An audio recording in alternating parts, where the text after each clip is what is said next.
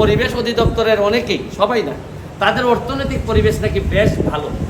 এর বিষয় পিয়ন বলেন, বিশেষ সহকারী বলেন, বা পিএস অমুক বলেন তমুক বলেন, বেশিরভাগ লোকই কিন্তু নেত্রীর এই সুযোগ নিয়ে তারা নেত্রীকে ক্ষতি করে গেছে, দেশটারে ক্ষতি করে গেছে। বিষয়টা এমন হয়েছে, আমাদের আঞ্চলিক ভাষায় বলে যে এমনি নাচুন্না বুড়ি আরও পাইছে ডুলের তালি।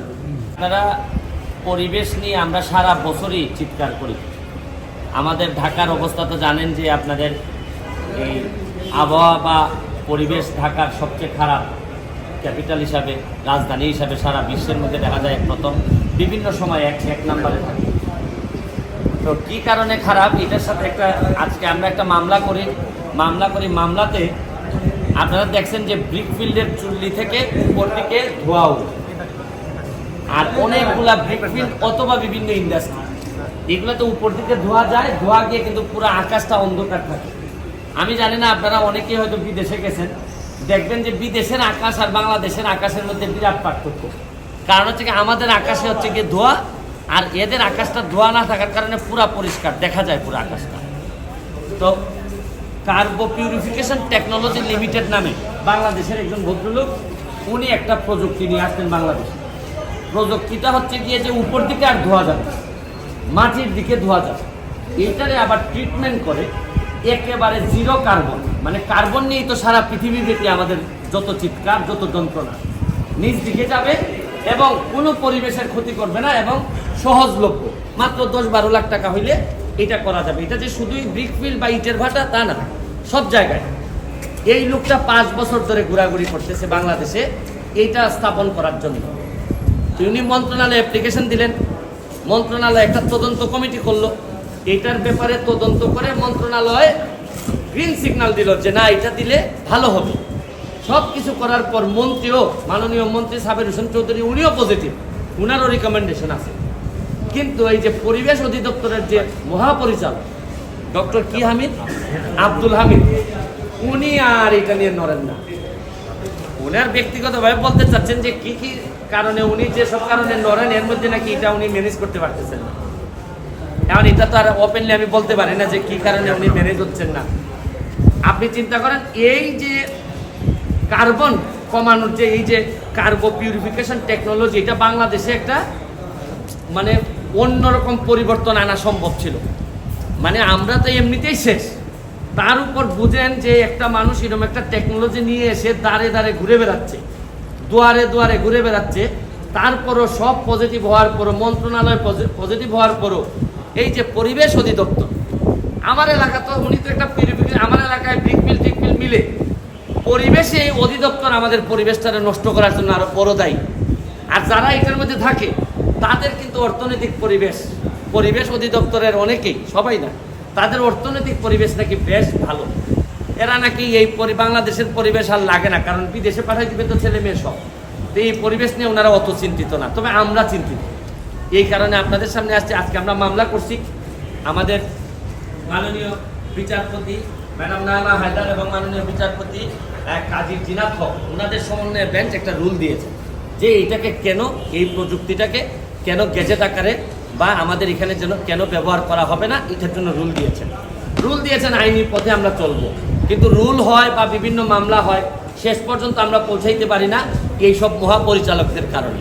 এইসব মহাপরিচালকরাই দেশটারে কতভাবে যে পিছাই রাখছে আপনারা কোনো চিন্তাই করতে পারবেন না। এটার ছোট্ট একটা নমুনা আপনাদের সামনে তুলে ধরলাম। এই লোকটার মতো আরো বহু লোক আছে, ভালো ভালো জিনিস নিয়ে বাংলাদেশে ঘুরে বেড়ায়, কিন্তু এরা ওই যে জালে পড়ে এরা আর বেশি দিন টিকতে পারে না। সুমন, আপনি দুর্নীতি বিরোধী অভিযান অনেকদিন থেকেই করতেছেন, মানে দুর্নীতিবাজদের বিরুদ্ধে কথা বলেই যাচ্ছেন। আমরা গতকালকে দেখলাম মাননীয় প্রধানমন্ত্রী বলল যে দুর্নীতি বিরুদ্ধে জিরো টলারেন্স উনি নিয়েছে। আর একই সাথে উনি কয়েকদিন আজকেও বলেছেন যে দুর্নীতি বিরোধী অভিযান উনি চলমান রাখবেন। এটা কি আপনার নৈতিক বিজয় হলো কিনা যে আপনি যে না, এটা তো দেখেন, মাননীয় প্রধানমন্ত্রী কিন্তু বিভিন্ন সময় দুর্নীতির বিরুদ্ধে জিরো টলারেন্সের কথা বলেছেন, তবে কালকে যেভাবে শক্ত করে উনি বলেছেন, এটা আমার জন্য একটা বড় পাওয়া। কারণ এই যুদ্ধটাই আমি করতে করতে আজকে সংসদ সদস্য হয়েছি, এবং এটা আমার কাছে মনে হয়েছে যে নেত্রী যদি, মাননীয় প্রধানমন্ত্রী যদি একটু পাশে থাকেন আর জিরো টলারেন্স লাগবে না, একটু টলারেন্সটা যদি কমাই দেন খালি, তাহলে বাকিটা তো আমি একেবারে মনে করেন যে একেবারে যা মানে আমার বিষয়টা এমন হয়েছে, আমাদের আঞ্চলিক ভাষায় বলে যে এমনি নাচুন না বুড়ি আরও পাইছে ডুলের তালি।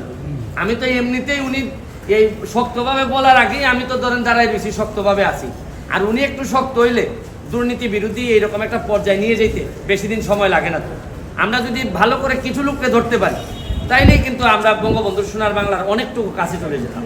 এপিএস জাহাঙ্গীরের কথা কালকেও বলেছেন যে একজন পিয়ন 400 কোটি টাকার মালিক হয়েছেন, তিনি এন্টারপ্রাইজ চালাতে পারেন। আজকে গণমাধ্যমে এসেছে তার সম্পত্তি পেশ করা হয়েছে। না, এখন সমস্যা কি, এটা আসলে আমি কতটুকু মাননীয় প্রধানমন্ত্রী, আমি এটা আমার ব্যক্তিগত অভিমত, যাকে যাকে বা অনেক লোককে যাকে কাছে নিয়েছেন তিনি তারাই সবচেয়ে বড় প্রতারণা এবং বেইমানি করেছে ওনার সাথে। উনি যখন কাউকে যদি মহব্বত করেন, মায়া করেন এবং লালন করেন, এরা যখন নেত্রীর অগোচরে এই ধরনের কাজ করে তখন একজন প্রধানমন্ত্রীর পক্ষে আগানো কঠিন হয়ে যায়। এই জন্য আপনি দেখবেন এই যে মাননীয় প্রধানমন্ত্রীর বিশেষ সহকারী থেকে শুরু করে কোন পদে নাই, এরা কিছুদিন ক্ষমতা পাইলেই এই গণভবনটাতে ঢুকে নেত্রী কিছুদিন একটু যদি আদর করে তাতেই মনে করে যে একটা লাখ চেক পেয়ে গেছে, এখন যদি কিছু টাকা বানানো যায়, সবাই না, এইটা কিন্তু নেত্রীকে আগাইতে দেয় না। আপনি দেখেন, আপনার মনে আছে কিনা, বিশেষ সহকারী বাংলাদেশ আওয়ামী লীগের প্রচার সম্পাদক বর্তমান, যার বিরুদ্ধে 9টা বাড়ির মামলা আমি করছি, এই যে আব্দুল সুমান গোলাপ, মামলা করছি, মামলা চলতেছে, ইনকোয়ারি চলতেছে, দুদকে এখনো চলেই দুদকে ইনকোয়ারি। শুনেন, সব সময় তো প্রকৃতির মানুষের আদালতে বিচার হয়তো পাই না, কিন্তু প্রকৃতির বিচার কিন্তু ঠিকই হয়। দেখেন এইবার তার এলাকার কালকিনির মানুষ একেবারে শোয়াই দিছে, মানে কত চেষ্টা করো ভদ্রলোক কিন্তু এই নৌকা নিয়েও জিততে পারে নাই। এর মানে মানুষ ঘৃণা প্রকাশ করছে, কোনো না কোনোভাবে তো কিছু বিচার হচ্ছে। নেত্রী যাকেই টেনে নেয় বেশিরভাগ লোক নেত্রীর সাথে বেইমানি করে। এই জন্য আমি তো ব্যক্তিগতভাবে সিদ্ধান্ত নিছি যে উনি সূর্যের মতো, আসলে বেশি কাছে গেলে পুড়ে যাওয়ার সম্ভাবনা থাকে, কারণ এত কোয়ালিফাইড, এত ধৈর্য ওনার। উনি তো বলেনি উনি নীলকণ্ঠ হয়ে গেছে, এত মানুষ ওনার সাথে প্রতারণা বেইমানি করছে। শুনেন, একজন নারীর সবচেয়ে দুর্বল জায়গা থাকে তার বাবা আর তার ছোট ভাই, দুইজনই তো তার, উনি জীবিত থাকতেই তো দুইজনই তো মারা গেছে, তার কারণে উনি নীলকণ্ঠ হয়ে গেছে। তো এইটা আমাদের দুঃখের বিষয়। পিয়ন বলেন, বিশেষ সহকারী বলেন, বা পিএস অমুক বলেন তমুক বলেন, বেশিরভাগ লোকই কিন্তু নেত্রীর এই সুযোগ নিয়ে তারা নেত্রীকে ক্ষতি করে গেছে, দেশটারে ক্ষতি করে গেছে। আপনার মামলাগুলোর কি অবস্থা, দুর্নীতি বিরোধী মামলাগুলোর কি অবস্থা? সবগুলাই চলছে। আমি তো দুর্নীতি বিরোধী মামলাগুলাতে আমি যখন এক পা আগাই তখন দেখা যাচ্ছে যে পরের পাতে দেখা যায় ওজন বাড়তে থাকে, খালি চারদিকে প্রেশার থাকে। ধরেন আমি যখন প্রথম মামলা করি তখন ডিএজি বাধা দেয়, তো মামলা করে যখন রুল পাই তখন দেখা যায় অন্যান্য ডিপার্টমেন্ট দুদক থেকে বাধা পাই যে আসে না। তো দুদক যখন শেষ হয় তখন দেখা যায় অ্যাপিলেট ডিভিশনে স্টে করে আটকে রাখে। তারপর দেখা যাচ্ছে এইটার জন্য শুনানির জন্য প্রস্তুতি নিতে হয়। ভাই আমি জানি ভাই, আমি যে সংসার করতেছি, কার সাথে করতেছি, কেমনে করতেছি, এই জন্য আমারও কিছু কষ্ট এখন মানে সহ্য হয়ে গেছে আর কি। Thank you. Thank you.